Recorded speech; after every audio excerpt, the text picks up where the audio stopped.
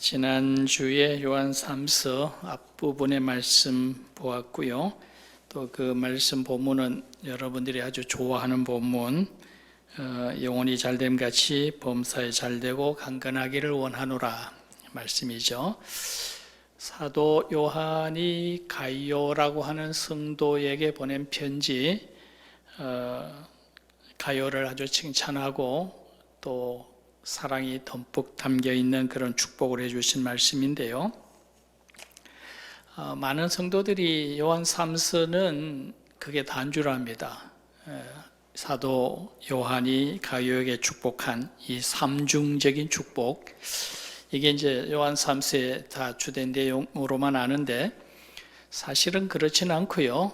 이 요한 3서는 가이오에게 보낸 개인적인 편지이기는 하지만 그러나 또 중요한 내용이 있습니다. 그거는 교회 문제죠.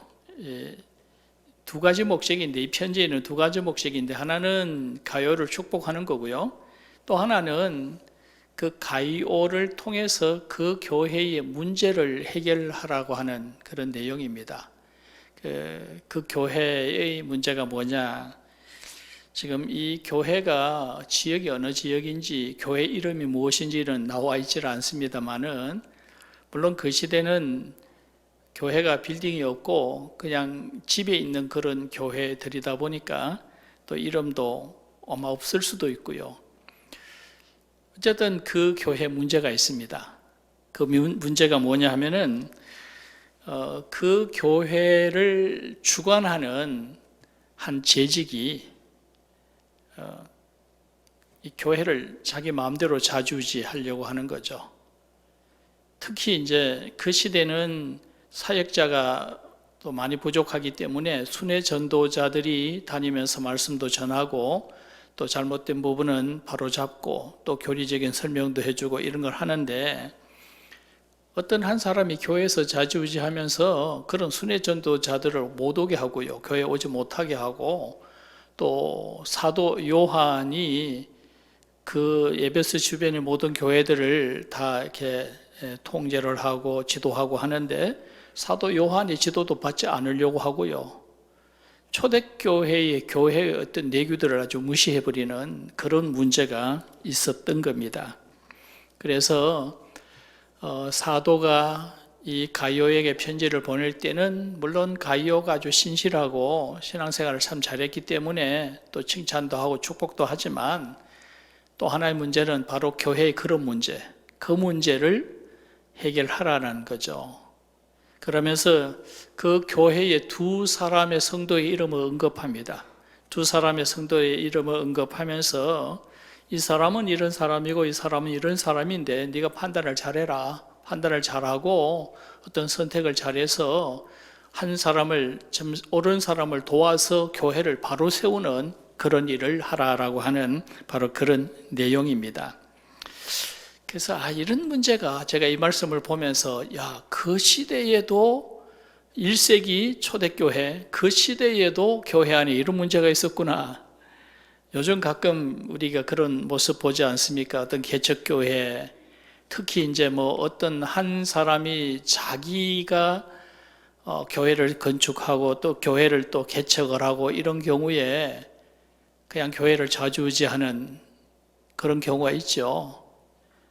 우리 시찰 안에도 그런 교회 하나 있습니다. 그 교회도 어떤 한 분이 최근 몇 년 사이에 목회자를 한 너댓 번 바꿨습니다. 2년, 3년 사이에 계속 자기가 마음대로 다 하려고 하는.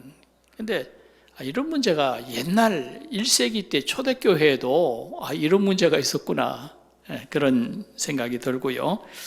그래서 오늘 말씀에 이제 사도 요한이 성도 두 사람의 이름을 언급해서 가이오에게 잘 판단을 해서 네가 이 교회를 바로 세우는데 앞장을 서라라고 하는 그런 부탁의 말씀.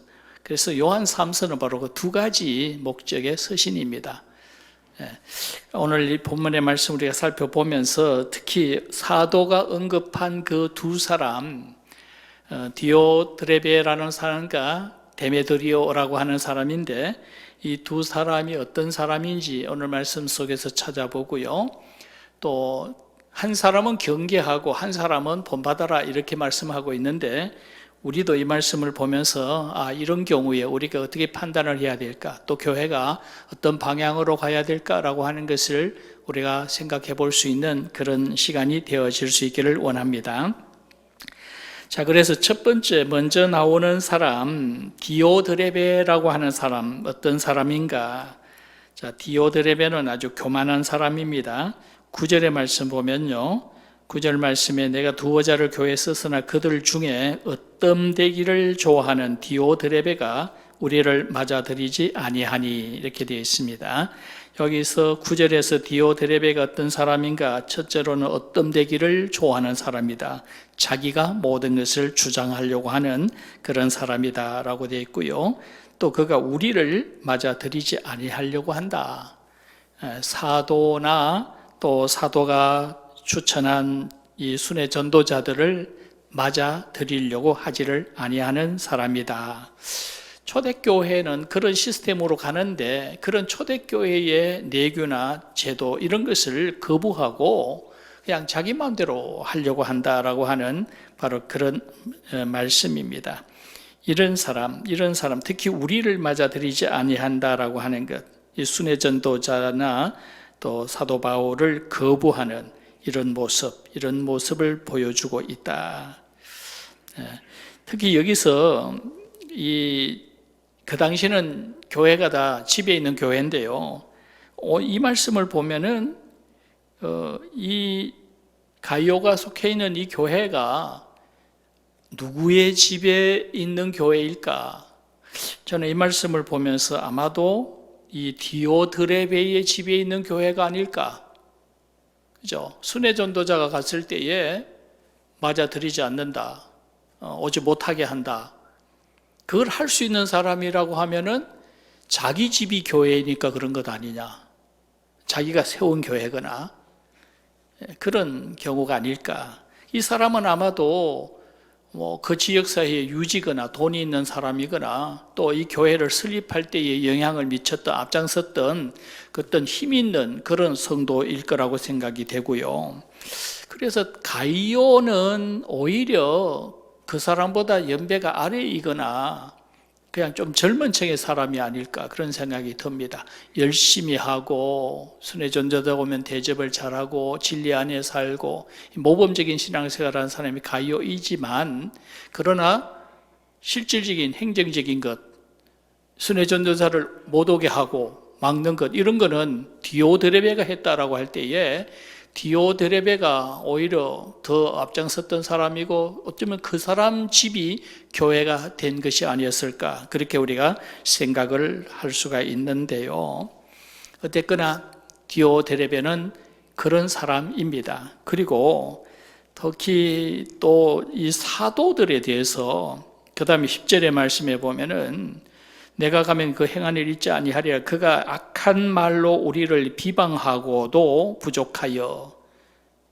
우리는 사도 요한을 말하죠. 사도와 요한 그 일행을 말합니다. 그런데 사도 요한을 비방한다. 사도 요한이 어떤 분입니까? 예수님의 제자 중에 유일하게 생존해 있는 사도잖아요. 다른 사도들은 이미 다 순교를 했고 바울 사도도 이미 순교를 했고 지금 사도 요한의 나이가 90세입니다. 연세가 90이나 되는 예수님의 제자 중에 유일하게 남아있는 사도. 그런데 이 사람을 비방한다. 이 사도를 비방하고 그를 끌어내리려고 하느냐, 이해가 안 되는 부분이죠. 아마 그만큼 그 사람은 교회 안에서 자기 권위를 높이려고, 사도가 온다거나 사람들이 사도의 말을 듣는다거나 또 사도가 보낸 순회 전도자가 말씀들을 가르친다거나 이럴 때에 이 사람은 자기 권위가 상대적으로 떨어진다고 생각하는 거죠. 자기가 개인적으로 사람들에게 낮아지거나 피해를 본다고 생각하는 그런 사람이 아니냐. 자기중심적인, 철저하게 자기중심적인 그런 사람으로 보여집니다. 지난 월요일날 제가 대구에 갔다가 오는 길에 김천을 잠깐 들렸어요. 김천에 사촌들이 있는데 그동안에 연락이 잘 안 되다가 이제 이번에 어떻게 연락이 돼 가지고 제가 한번 좀 얼굴 좀 보자.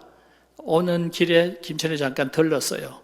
들어서 이제 주소를 찾아가지고 갔는데 차를 세울 데가 없어요. 골목에 차 세울 데가 없어서 쭉 한 바퀴 돌고 다시 나오는데 바로 교회가 보여요. 교회 마당이 넓고 주차장이 아주 넓은 그런 교회가 하나 있어서 잘 됐다. 뭐 교회니까 뭐 물어보면 내가 목사다 그러면 되지.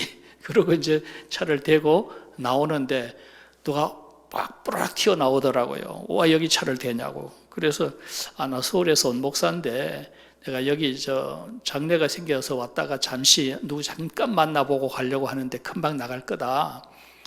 근데 목사라고 하는데 이 사람 인상을 더 크게 써요. 그러고 막 씩씩거립니다. 그래서 어쨌든 금방 나갈 거라고 그냥 왔어요. 왔는데 이상하다. 이 사람이 교회가 보니까 부목사거나 뭐 그럴 것 같은데 내가 목사라고 하는데 어떻게 이렇게 인상을 쓰고 투덜거리고 막 불편스럽게 이러느냐. 이상해요. 그래서 제가 사촌을 만나가지고 이 교회 선보원교회 아니냐 그러니까 아니랍니다. 교회 이름을 제가 얼른 보니까 하나님의 교회 이렇게 되어 있길래 선보원교회라고 생각을 했어요. 아니래요. 안산홍 그 이단이랍니다. 이단이니까 정통교회 목사가 왔다고 하니까 싫어하죠. 예, 그래서 이단은 이런 정통적인 교회의 목사를 싫어합니다. 자기들은 오히려 피해를 본다고 생각하고요. 그래서 그렇게 싫어하고 쫓아내려고 하고 그러는데 디오드레베라고 하는 사람이 그런 사고를 가진 사람이 아닌가. 디오드레베라고 하는 이름의 뜻이 뭐냐면은 제우스에게 양육을 받은 자 그런 뜻입니다. 제우스에게 양육을 받은, 예수를 믿는다고 하지만은 그 머릿속에는 옛날 이 헬라의 문화, 헬라 사고방식, 이게 그대로 머릿속에 남아있는 그런 사람이 아닌가. 그래서 교회 안에 들어와서 오히려 행세하려고 하고 얻돈되려고 하고 교회 안에서 자기가 주도권을 잡으려고 하는 그런 모습을 보인 그런 사람으로 보여집니다. 교회라고 하는 데는 아무나 와서 열심히만 하면 되는 그런 데가 아닙니다. 세상적인 사고방식을 가지고 어떤 본능적인 죄의 속성, 죄성을 그대로 가지고 있으면서 교회 안에 들어와 가지고 열심히 봉사하고 교회 활동하고 사람들에게 칭찬받고 인정받고 그런 데가 교회가 아니라는 거죠. 이 사람이 바로 그런 사람입니다. 세상적인 가치관, 세상적인 사고, 세상에서 남들에게 이렇게 좀 높임받고 싶은 이런 욕심 가지고 있는 그런 사람이 어떻게 하다 교회에 들어와 가지고 교회에 와서 자기가 열심히 봉사하고 인정받고 높임을 받게 되어지고 그러다 보니까 그 다음에는 아주 교만해져 버리는 그런 모습을 보인 그런 전형적인 그런 사람으로 보여집니다. 교회는 아무나 와서 열심히 하고 사람들에게 높임받고 사람들에게 어떤 인정받는 그런 데가 교회가 아니고요. 교회는 봉사하는 사람이 변화된 사람이 하는 겁니다. 힘 있다고 하는 것 아니고 돈 있다고 하는 것 아닙니다. 변화받고 성령 충만함 받고 어떤 가치관이 변화가 되어져서 마음속에 우러나오는 마음으로 하나님께 감사하며 하나님을 찬송하는 그런 마음으로 봉사를 해야 되는 거다. 사도 바울이 로마서 12장 2절의 말씀에 너희는 이 세대를 본받지 말고 세상을 본받지 말고 마음을 새롭게 하여 변화를 받아 하나님의 뜻이 무엇인지를 분별해라 그랬잖아요. 교회 안에서 봉사하는 사람은 성령 안에서 변화를 받아서 하나님의 뜻이 무엇인지를 알고 하나님 기뻐하시는 그런 마음으로 섬기고 봉사를 해야 되는데 이 디오드레베라고 하는 사람은 세상적인 가치관을 그대로 가지고 들어와서 교회 와서 사람들 앞에 열심히 봉사하고 이렇게 하다 보니까 인정받게 되어지고 자리를 딱 잡고 나니까 그 다음에는 그 속에서 군림하려고 하고 모든 것을 장악하려고 하고 모든 것 자기 중심적으로 생각을 하는 그런 모습이 되어지는 아주 철저하게 이기적이고 자기중심적인 그런 생각을 가진 그런 사람이다. 그런 말씀입니다. 또 거기에다가 또 10절 뒷부분에 보면은 우리를 비방하고도 오히려 부족하여 형제들을 맞아들이지 아니하고 맞아들이고자 하는 자를 금하여 교회에서 내쫓는도다. 무슨 얘기입니까? 사도를 비방하고 또 순회 전도자가 오면은 가로막고 여기서 끝나는 것이 아니라 그 순회 전도자들이 왔을 때에 그들을 영접하고 대접하는 성도가 있으면 그런 사람들을 교회에서 쫓아낸다. 순수하게 신앙생활 잘하고 순수하게 믿음 생활하는 사람, 이런 사람들을 오히려 교회에서 신앙생활 못하게 하고 쫓아낸다. 이유가 뭡니까? 자기가 다 하려고 하는 거죠. 다 자기에게 이익이 되게 하려고 하고 자기 마음대로 하려고 하고, 그래서 기득권, 내가 이 교회를 세운 사람이다, 이 교회는 바로 내 집에서 되어진 것이고 내 것이다, 이런 식이죠. 그러면서 기득권을 주장하고 자기 권리를 주장하는 그런 모습, 이런 모습을 보인다라는 겁니다. 이런 사람은 사실은 없어야 될 사람입니다. 이런 사람은 교회에 필요 없는 사람이고 사실은 없어야 되는 사람이죠. 이런 사람은 차라리 열심이 없는 게 훨씬 낫습니다. 왜 쓸데없이 열심을 내가지고 사람들의 인정받아가지고 그 다음에 교회를 어지럽히고 진리를 떠나게 만드는, 사람들을 떠나게 만드는 이런 모습을 보이는가, 그런 말씀이죠. 아마도 이때는 1세기니까요. 기독교가 이제 형성되어지고 이제 겨우 이제 한 4, 50년 좀 지난 아주 1세기 때니까 아마도 교회가 자리를 잡지 못했을 것이고, 또 교회에서 일하는 사람들이 바른 성경적인 가치관을 갖지 못한 그런 때였기 때문에 이런 사람이 있을 수도 있었겠다, 그런 생각이 듭니다. 근데 가만히 생각해 보면 사실은 한국 교회도 그렇게 역사가 길지는 않습니다. 한국 교회가 짧은 기간에 굉장히 많이 부흥이 되었습니다만은, 그런 한국 교회의 역사도 이제 겨우 한 150년 짧습니다. 그러다 보니까 한국 교회의 문화도 자꾸 세상적인 그런 냄새가 많이 날 때가 있어요. 이 디오드레베 같은 교회에서 업던되려고 하는 그런 사람들이 많고요. 이 사람처럼 막 기득권, 교회 안에서 기득권을 주장하고 내가 먼저 왔으니까 내가 주인이다, 이런 사람도 있고요. 좀 많이 그렇습니다. 특히 목회자들 같은 경우에 참 이런 미국이나 유럽의 목회자나 성도들은 굉장히 성경적인 생각하고 성경적인 그런 가치관을 가지고 살아가는데, 우리나라는 목회자들부터가 어뜸되기를 좋아하고 감투 쓰기 좋아하고 남들 위해 높아지려고 하고, 그렇죠. 그러다 보니까 무슨 총회장 그러면은 기독교인 중에 가장 경건하고 가장 신앙이 좋고 본을 보일 수 있는 사람이 총회장이 돼야 되는데, 어떻게 된 게 총회장만 되면은 돈 쓰고 정치하고 싸우고, 이해를 못하는, 너무 기독교 역사가 짧아서 이 사람들이 아직도 기독교가 뭔지를 모르는 것인가, 너무 어뜸되기를 좋아하고, 교회를 부흥시키는 건 좋은데 교회를 부흥시키는 궁극적인 목적이 뭐냐 하면은 교회를 빨리 크게 만들어 가지고 자기가 유명해지려고, 그죠? 사람들에게 유명해지고 싶은 그런 마음. 그러다 보니까 교회를 부흥시키는 것이 마치 회사 운영하듯이, 비즈니스 하듯이 사람들 심리를 이용하고, 이런 모습들이 너무 나타난다 할 때에 참 많이 속상합니다. 너무 기독교 역사가 짧다 보니까 지도자들부터가 성경적인 가치관을 갖추지 못하고 또 디오드레베 같은 어뜸되기를 좋아하는 이런 모습이 나타나지 아니할까, 그런 생각이 들 때도 있고요.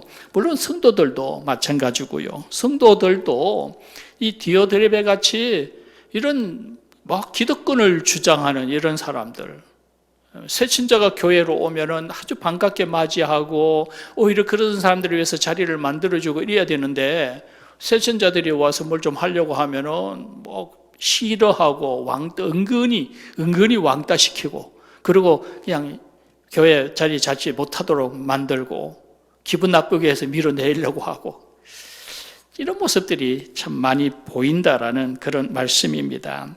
그래서 오늘 이 말씀을 보면서 우리가 자신들을 돌아보고 좀 반성을 해야 될 줄로 압니다. 교회는 그런 은혜 받은 사람들이 하나님의 은혜에 감사하는 것이지 자기를 위해서 하는 것은 아니고요. 먼저 교회를 생각을 해야지 자기를 생각하고 자기 어떤 체면을 먼저 생각하는 이런 모습이 되어서는 절대로 안 될 것이라고 하는 그런 말씀이고요. 오늘 그 10절의 말씀 앞에 부분의 말씀에 보면은 그러므로 내가 가면 그 행한 일을 잊지 아니하리라, 이런 말씀입니다. 이 말씀 무슨 뜻일까요? 여기 사도 요한이 내가 가면 그 행한 일을 잊지 않겠다. 디오드레베가 하는 짓, 사도를 비방하고 전도자들을 오면 쫓아내고 오히려 순수하게 이런 순회 전도자들을 대접하는 그런 믿음을 가진 사람들을 교회 신앙생활을 못하게 쫓아내는 이런 짓들, 이런 것들 내가 가면 그냥 안 두겠다. 사도 요한이 내가 언젠가는 이 글로 쓰는 것이 아니라 만나서 대면하기를 원하는데 내가 가게 되어지면 가만 안 두겠다, 그런 뜻입니다. 그때 가면 내가 단단히 혼을 내고 책망을 하겠다라는 그런 말씀이죠. 오늘 우리가 교회 안에서 무슨 자꾸 자기가 어떤 되어지려고 하거나 또 어떤 기득권을 주장하거나 다른 사람이 교회에 적응하지 못하도록 방해하거나 이런 문제는 그것은 틀림없이 그것은 책망받을 일이다. 사도가 온다고 하면은 그냥 안 둘 겁니다. 반드시 그는 책망받을 일이다. 우리가 그것을 기억해야 될 줄로 믿습니다. 그래서 오늘 우리가 그런 사람 되지 말고 정말 이런 디오드레베 같은 이런 모습이 되어지지 않으려고 애를 쓰고, 그런 모습이 되어지려면 차라리 교회에서 아무것도 안 하는 게 오히려 낫다. 이런 생각을 우리가 가지고 우리가 신앙생활을 바로 할 수 있기를 바랍니다. 다음 두 번째로 이제 데메드리오라고 하는 사람 얘기가 나옵니다. 12절의 말씀에 데메드리오, 이분은 디오드레베하고는 정반대의 사람입니다. 이분은 아주 겸손한 사람이고 아주 이런 순회 전도자에게 아주 협력적인 그런 사람인데요. 12절 한번 봅니다. 12절 보면은 데메드리오는 무사람에게도 진리에게서도 증거를 받았으며 우리도 증언하노니 너는 우리의 증언이 참된 줄을 아느니라, 그렇게 되어 있습니다. 데메드리오, 이분은 아주 겸손한 사람이고 협조적인 사람이고 또 모든 사람에게 인정받고 칭찬받는 그런 사람이다, 그렇게 되어 있습니다. 여기에 무사람들에게도 진리에게서도 이렇게 되어 있는데요. 무사람들에게도라는 말은 모든 사람들에게 칭찬을 받는 사람이다, 그런 뜻이죠. 모든 사람이 칭찬받는 사람. 또 진리에게도라는 말은 말씀 따라 사는 사람, 진리의 말씀을 따라 그대로 살아가는, 말씀을 비추어 볼 때에 전혀 잘못됨이 없는 이런 사람이다. 사람들에게도 칭찬받고 말씀에도 전혀 문제가 되지 않는 이런 사람, 쉽게 말하면은 말씀이 생활 속에 그대로 잘 적용이 되어져 있는, 말씀과 생활이 일치가 되어지는 그런 사람이다라는 그런 뜻이 되고요. 특히 무사람들에게도 이렇게 되어 있는데, 이 무사람이라고 하는 의미는 아마도 믿지 않는 다른 모든 사람들에게도라고 하는 그런 뜻인 줄로 압니다. 왜냐하면은 만약에 믿는 사람들에게라고 한다면은 형제들에게 이렇게 되겠죠. 지난주에 가이오에 대해서는 그런 형제들이 그를 인정한다, 그렇게 되어 있습니다. 그죠? 형제들이 증언을 한다. 무사람들에게도라는 말은 믿지 않는 사람들, 주변의 모든 사람들에게 다 칭찬을 받는 그런 사람이다라는 그런 의미인 것 같은데요. 참 제가 생각해 보니까 참 어렵겠다. 왜냐하면은 이 시대가 헬라 신화, 무슨 우상 숭배 아주 찌들어져 있는 그런 사회이지 않습니까? 그죠? 헬라 신화 다 이 에베소가 거의 중심인데, 지금도 가면은 에베소는 가면요, 그 헬라 신화 신상들이 그냥 어디든지 그냥 그 신상들의 흔적이 있습니다. 그런데 그런 사회에서 하나님의 말씀, 예수 그리스도의 진리의 말씀, 이것을 그대로 사람들에게 실천해 보인다라고 하는 것, 이거 칭찬받기 힘들죠. 그 시대 사람들은 예수 믿는다고 하면 그 자체를 싫어하고, 우리가 기독교인이 기독교의 진리를 얘기하면은 지금도 안 믿는 사람들은 괜히 싫어하지 않습니까? 우리가 진리를 말하고 하나님의 말씀을 얘기하면 세상 사람들은 우리가 뭐라고 말하지 않는데도 자기들이 마치 우리한테 책망받는 게 생각하고 자기들이 비난받는다고 생각을 해요. 그래서 싫어합니다. 그런데 이 데메드리오는 모든 사람들에게 칭찬을 받고 그러면서도 진리의 말씀대로 살아가는 사람이다. 얼마나 힘들었을 겁니다. 특히 데메드리오가 처음 등장하는 것은 사도행전 19장에 나옵니다. 사도행전 19장에 거기 보면은 데메드리오가 등장하는데, 그 말씀에 보면은 사도 바울이 에베소에 가서 사역을 하게 되어지고요. 이제 에베소 사람들이 이제 바울을 통해서 예수를 믿게 되어지니까 자연히 이제 그들이 우상을 버리게 되어집니다. 그죠? 특히 그 에베소는 아데메 여신을 숭배하는, 지금도 그 에베소에 가면은 세계에서 제일 큰 아데미 여신상이 바로 에베소에 있어요. 그리고 데메드리오는 그 당시 뭐 하는 사람이냐면은 바로 그 아데미 여신을 만드는, 그 우상을 만드는 은으로 만든 은장색입니다. 은장색이고, 그 당시에 이분이 아마 은장색 조합의 조합장쯤 됐던 모양이에요. 그런데 바울이 와서 자꾸 우상 숭배 못하게 하고 아데미 신을 숭배하면 이건 거시대라고 얘기하고 이러니까 이 신상이 안 팔리는 겁니다. 그러니까 이 양반이 바울 때문에 생계 위협을 느껴요. 그러니까 사람들을 동원합니다. 이 은장색 만드는 사람들을 다 동원해가지고 바울이 자꾸 이 여신을 숭배하는 것이 우상이라고 말하고 거짓이라고 얘기하기 때문에 우리가 장사도 안 될 뿐더러 특히 우리의 여신인 아데미가 모욕을 당하고 있다. 이게 어떻게 가만히 있을 수 있느냐? 선동을 하죠. 그리고 바울을 고발을 합니다. 사람들이 그를 끌고 극장으로 끌고 들어가는데, 그때 그 바울이 마침 그 자리에 없었는데요. 어쨌든 간에 이것이 이제 동기가 되어지고 바울은 에베소를 떠나게 되어지죠. 그때가 아마도 한 58년경이라고 생각이 되어지는데요. 물론 바울이 그 사건 때문에 에베소를 떠난 것은 아닙니다. 에베소를 떠나게 되어진 것은 그것보다도 더 중요한 문제, 예루살렘 교회가 아주 어려움에 처했을 때에 예루살렘 교회를 돕기 위해서 바울은 이제 이쪽 유럽 쪽으로 마게도니아나 고린도 쪽으로 이제 이 헌금을 모으죠. 구제 헌금을 만들어서 예루살렘 교회로 가기 위해서, 그래서 이 모금을 하기 위해서 떠난 것인데, 그러나 이제 사도행전을 보면은 바울이 에베소를 떠난 그 시점이 바로 그 데메드리오가 바울을 고발한 그 사건이 있고 나서 바로 에베소를 떠나거든요. 그래서 아마 데메드리오는 그 이후에 계속해서 바울이 에베소를 떠난 것이 자기 때문이었을까라고 하는 아마 그런 생각을 하지 않았을까, 그런 생각이 됩니다.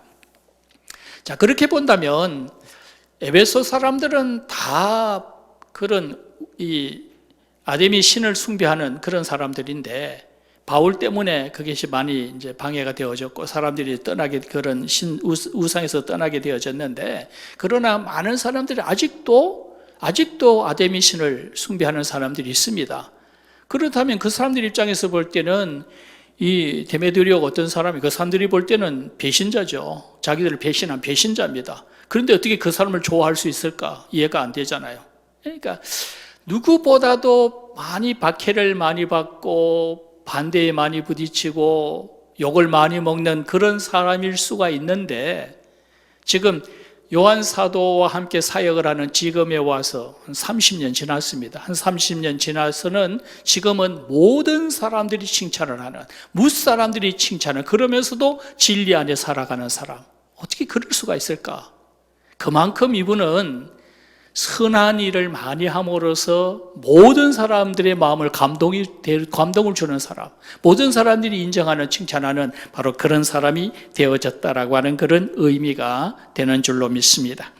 또 뿐만 아니라 그 뒤에 12절 끝에 보면은 우리도 정언하노니 너는 우리의 정언이 참된 줄을 아느니라. 우리도라고 하는 것은 사도들이 말하는 거죠. 무사람들이 그를 인정하고 또 진리에도 그를 인정하고 또 우리도 그를 인정하는데 네가 잘 알 것이다.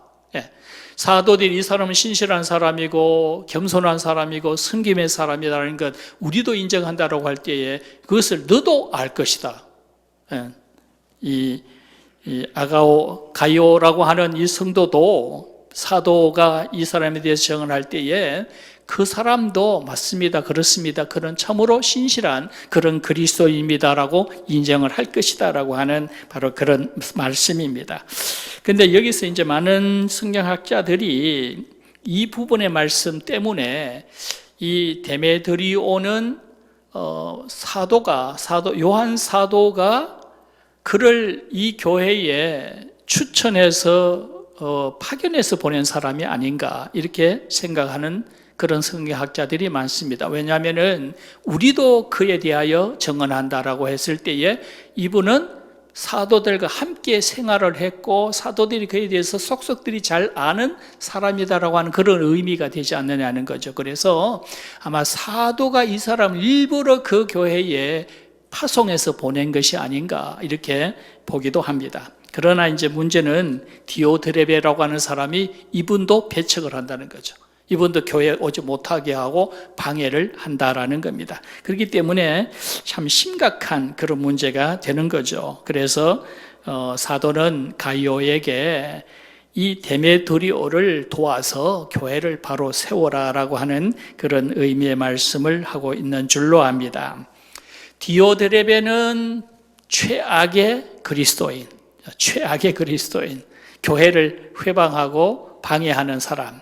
그러나 반면에 데메드리오는 최고의 그리스도인입니다. 최고의 그리스도인. 우리는 이 데메드리오와 같은 이런 믿음의 삶이 되어져야 됩니다. 모든 사람들에게, 무사람에게 칭찬을 받는 그런 사람이 되어져야 하고, 그러면서도 진리에 따라, 말씀에 따라 살아가는 그런 성경적인 가치관이 분명한 사람이 되어야 하고, 또 사역자들에게 인정받는, 사역자들의 신실한 동력자가 되어지는 그런 믿음의 삶을 사는 그런 사람이 되어야 된다라고 하는 말씀이죠.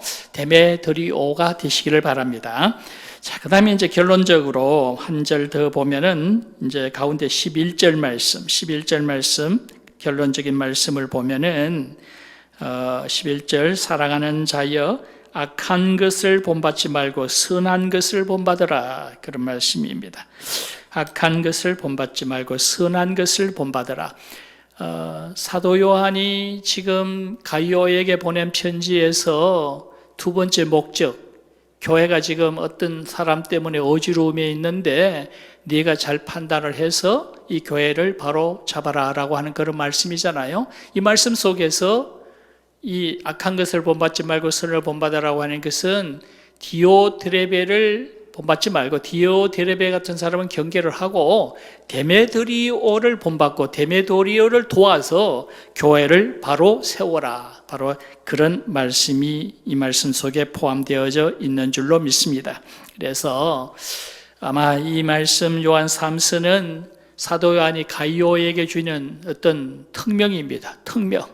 이 어려움 속에 있을 때 교회에 두 사람이 있는데 한 사람을 본받지 말고 악을 본받지 말고 선을 본받고 특히 데메드리오의 그런 신실한 모습을 본받아서 그와 함께 교회를 바로 세우라라고 하는 그런 말씀입니다. 자, 디오드레베 아까 말씀을 나눴습니다만은 디오드레베가 어떤 사람이냐 한마디로 특징을 짓는다고 한다면 처음에는 잘 좋게 출발했지만 나중에 나빠진 사람이죠. 나중에 교만해진 그런 사람입니다. 어쨌든 지금 이 사람이 교회의 어떤 주도권을 가지고 있습니다. 쉽게 말하면 그 교회의 리더입니다. 어떻게 이런 사람이 교회의 리더가 되었을까? 이 사람이 좌지우지합니다. 순회전도자가 와도 오지 말라 가로막혀요. 또 자기 마음에 안 드는 교인이 있으면 쫓아내버리고 교회를 완전히 장악하고 하는데 어떻게 이런 사람이 교회의 지도자가 되었을까? 리더가 어떻게 되었을까? 이유가 뭡니까? 처음엔 잘했죠. 처음에는 자기 집도 내놓고 그리고 열심히 봉사하고 자기 주머니 다 털어서 막 섬기기도 하고 활동을 아주 활발하게 열심히 했습니다. 열심히 했기 때문에 점점 사람들이 인정하게 되어지고 그러면서 그 교회를 이 사람이 주도하게 되어지는 거죠. 예.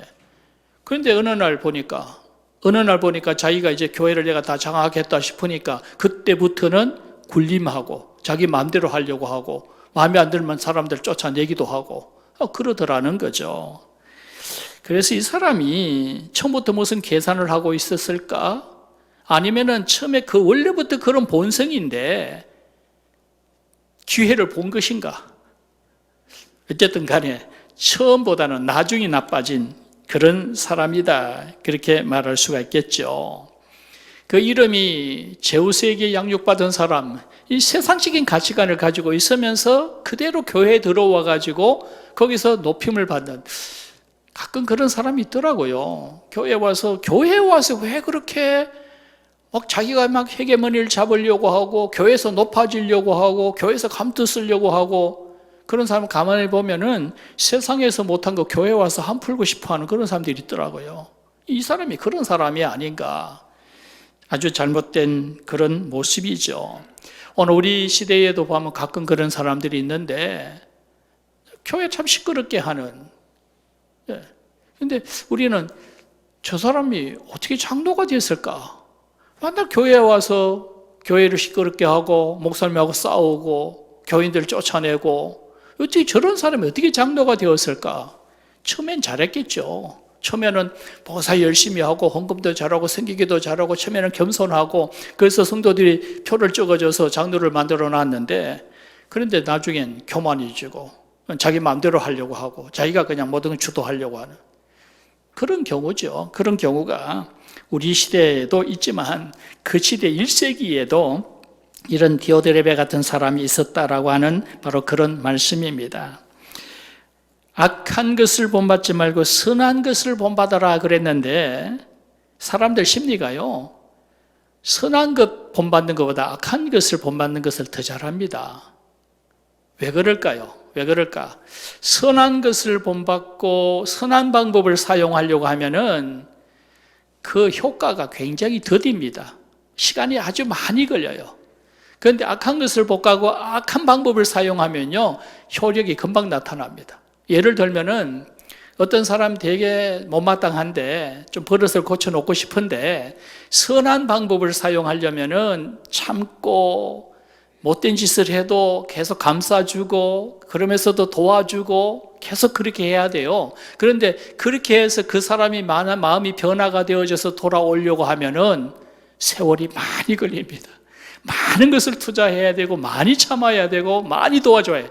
많은 시간이 필요합니다. 그래도 언제 돌아올지 잘 몰라요.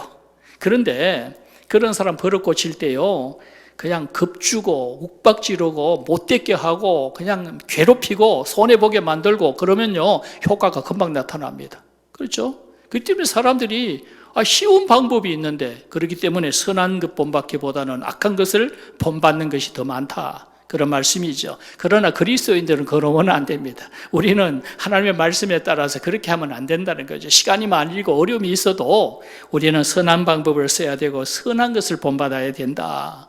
우리 속담에 욕하면서 배운다 그러죠. 우리 자칫하면은 욕하면서도 자꾸 똑같이 닮아갑니다. 왜냐하면 인간의 본성이, 그런 본성적인 그런 죄성이 사람들 속에 있기 때문에 자꾸 악한 것을 더 좋아하고 악한 것이 더 좋게 보이는, 그 쉽게 보이는 그런 성향들이 있기 때문이다, 그런 말씀입니다. 오늘 우리가 그래서 참 교회에서 일꾼 뽑을 때 잘 생각을 해야 됩니다. 일꾼 뽑을 때 이렇게 인성을 봐야 된다는 거죠. 인성이, 이 사람의 인성이 어떤가? 세속적인 그런 가치가 가지고 있고 자꾸 뭐든지 인간적인 방법을 쓰려고 하고 어떤 욕심을 가지고 어떤 무엇을 하려고 하고 이런 그런 모습을 보일 때에 그런 사람 뽑아 놓으면은 꼭 이 디오드레베 같은 그런 결과가 올 수가 있다. 우리가 항상 하나님의 말씀에 따라서 하나님의 진리의 말씀이 무엇인지 하나님께서 원하시는 하나님의 뜻을 분별할 줄 아는 그런 사람을 우리가 찾아야 될 줄로 믿습니다.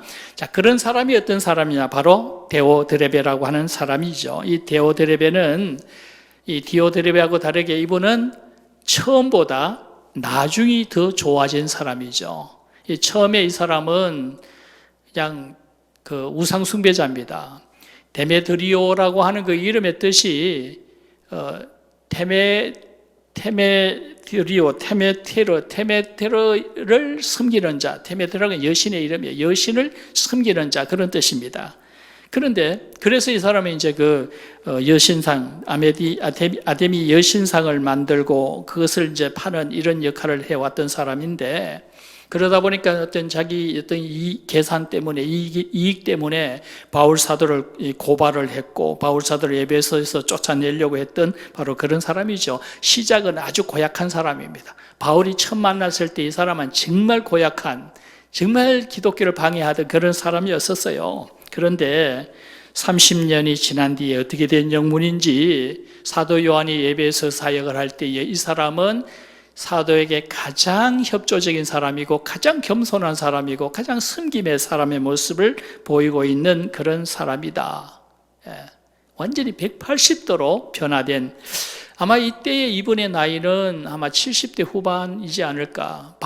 사도 요한이 그때 나이가 90세쯤 됐는데 이분은 한 70대 후반쯤일 것 같은데요. 꽤 연세가 많은데도 불구하고 사도와 협력하고 어려운 교회에 가서 도우라 하면 어려운 교회에서 돕고 거기서 섬김의 모습을 보이고 그런 모습을 보였다라고 하는 말씀이죠.